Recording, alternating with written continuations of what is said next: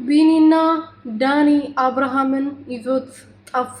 ሩትዬ ደነገጠች። ሩትዬ እንግዲህ ትንሽ ደቂቃ ጠብቀኝ እዚሁ እመጣለሁ ማንም እጄ ከሄዳለሁ ብል እንዳትሄድ እዚሁ ጠብቀኝ ብለው አቆማ ነበረ እየሄደችው።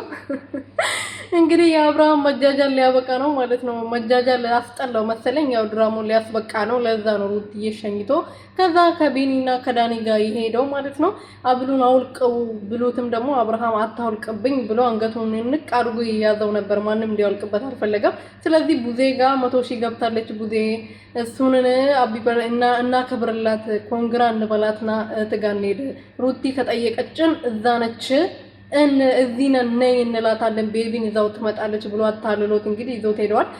ሩትዬ ያው ድራማ እንዲያበቃ ነው አብርሃም ሂጂ ብሏት ነው የሄደችው እንጂ አብርሃም ለዳኒ ትታው አትሄድም።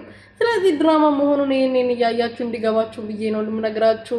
ሰላም ሰላም ቤተሰብ እንዴት ናችሁ? ደህና ናችሁ ወይ? እኔ በጣም ደህና ነኝ እግዚአብሔር ይመስገን። በያላችሁበት ሰላማችሁ በዘት ተረፍርፍ ይበልልኝ። እንግዲህ ድራማው ሊያበቃ ነው።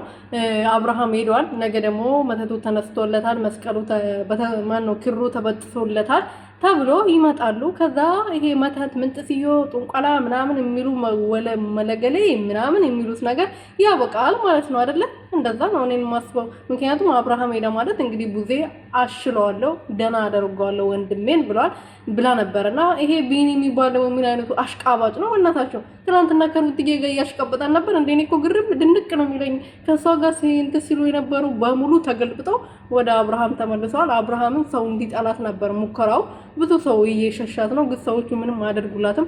ኤፋዬ ብቻ ከሷ ጋር ይሁን፣ ፈጣሪ ከሷ ጋር ይሁን። ከፈጣሪ በታች ኤፋ ከሷ ጋር ይሁን። ልጇ ጤነኛ ይሆንላት፣ ሌላ ሰው ያስፈልጋት። ስትጀመር እሷ ጠንካራ ሴት ስለሆነች ማለት ነው።